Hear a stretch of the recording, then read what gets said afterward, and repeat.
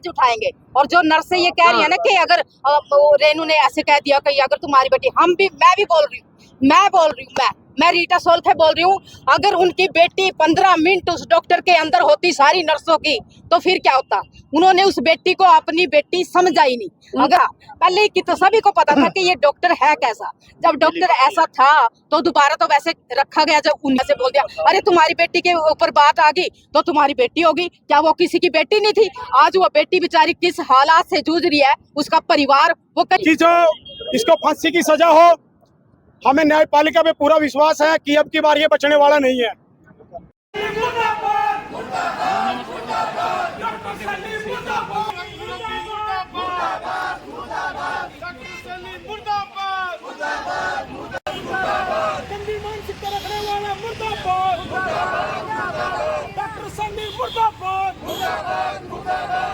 देखो ये कितना घिनौना काम है। हम कहते हैं किसी की भी बेटी है, हम ये नहीं कहते कि हमारे समाज की बेटी नहीं, बेटी किसी की भी है ना। हम कहते भाई हमारा समाज है इसलिए हम आए हैं, हम तो किसी की भी बेटी है, हम उसके लिए खड़े होंगे, उसके लिए आवाज उठाएंगे। और जो नर्स ये कह रही है ना कि अगर रेनू ने ऐसे कह दिया कि अगर तुम्हारी बेटी, मैं बोल रही हूँ मैं रीटा सोलखे बोल रही हूँ, अगर उनकी बेटी 15 मिनट उस डॉक्टर के अंदर होती सारी नर्सों की, तो फिर क्या होता। उन्होंने उस बेटी को अपनी बेटी समझा ही नहीं। अगर अपनी बेटी समझती, इतनी 1 घंटा वो अंदर बंद रही है, तो क्या वो दरवाजा जाती नहीं, देखती नहीं उस बच्ची को क्या हो रहा है। क्यों डॉक्टर, पहले ही पता था, पहले की तो सभी को पता था कि ये डॉक्टर है कैसा। जब डॉक्टर ऐसा था तो दोबारा तो वैसे रखा गया, जब उनकी भी गलती है, उन्होंने क्यों रखा गया, उसको पहले ही फांसी क्यों नहीं देगी। अब तो उसको फांसी दी जाए। और नर्सों को भी मैं तो कुछ बर्खास्त किया जाए। जो नर्स ऐसे बोल रही है ना कि हमारे ऐसे बोल दिया, अरे तुम्हारी बेटी के ऊपर बात आ गई तो तुम्हारी बेटी होगी, क्या वो किसी की बेटी नहीं थी। आज वो बेटी बेचारी किस हालात से जूझ रही है, उसका परिवार वो कहीं मुंह दिखाने के लायक भी नहीं रही है, क्या वो बेटी किसी की बेटी नहीं थी। हम तो ये कहते हैं कि उन बेटियों को भी नौकरी से निकाला जाए। नर्सों ने अपनी हड़ताल की, कहीं ना कहीं लगता है मामला दबाने का प्रयास किया। नहीं, दबाने का नहीं है ये दबाने का किया गया है, तो ये दबाने का मामला नहीं है। हम तो ये कहते हैं कि नर्सों को भी नौकरी से निकाला जाए। बहुत बच्चे हैं जो योग्यता, वो नर्सें जो है ना वो फ्री का खाती हैं, बैठी रहती हैं, मरीजों का कोई ख्याल नहीं रखती। हमने देखा है, अभी ना मेरी एक फ्रेंड थी, क्या नाम था उसका, जिसका ऊपर से गिरिंग की, तो वो हॉस्पिटल में थी। हॉस्पिटल में उसका कोई ख्याल नहीं रखा गया। उसको बेचारी के दोनों ऊपर से गिर के पैर टूट गए।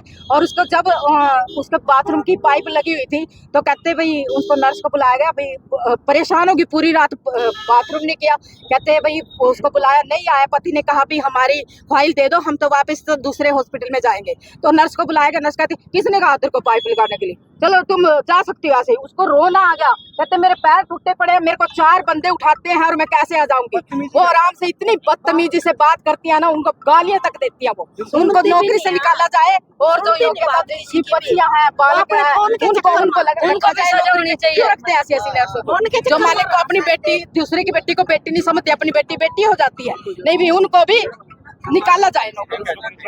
30 तारीख का मामला है LNJP हॉस्पिटल कुरुक्षेत्र का। एक गंदी मानसिकता रखने वाला डॉक्टर शैलेंद्र सैली, जिसने अपनी गंदी मानसिकता रखते हुए एक 14 साल की बच्ची के साथ गलत काम किया 4 बार। और गलत काम करने के बाद उसने एडमिट भी किया। वो तो जो वहाँ पे डॉक्टर हैं, डॉक्टर उपेंद्र जी, उन्होंने उनकी सूझबूझ से वो डॉक्टर सैली आज सलाखों के पीछे हैं। और आज हम डॉक्टर BR अम्बेडकर चौक कुरुक्षेत्र पर आज उसका पूरे समाज के द्वारा एक पुतला फूंका गया।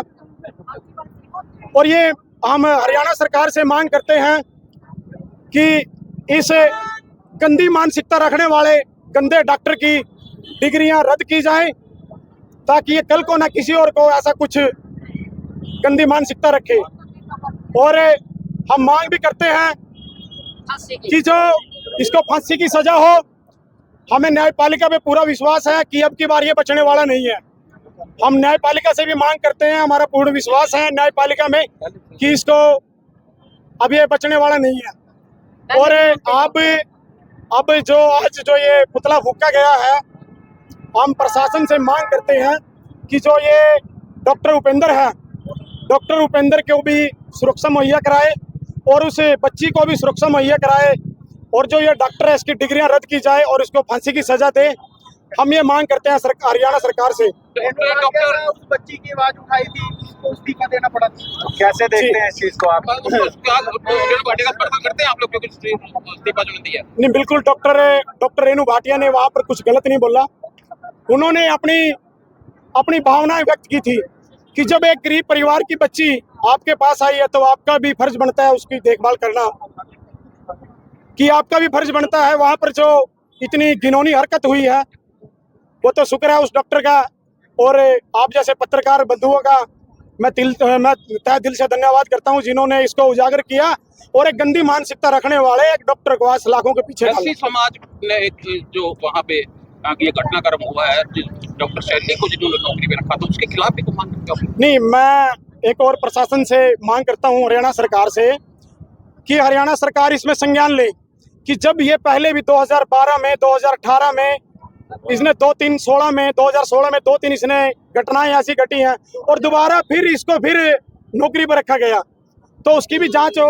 हम इसकी सीबीआई जांच की मांग करते हैं कि जो भी इसने इतनी हरकतें की हैं, पहले भी इसने 3-4 कुछ तो महिलाएं अपनी शर्म के मारी बेचारी बोल नहीं रही है, बहुत सी इसने महिलाओं को ऐसे टारगेट भी किया हुआ है जहां तक हमें पता लगा है।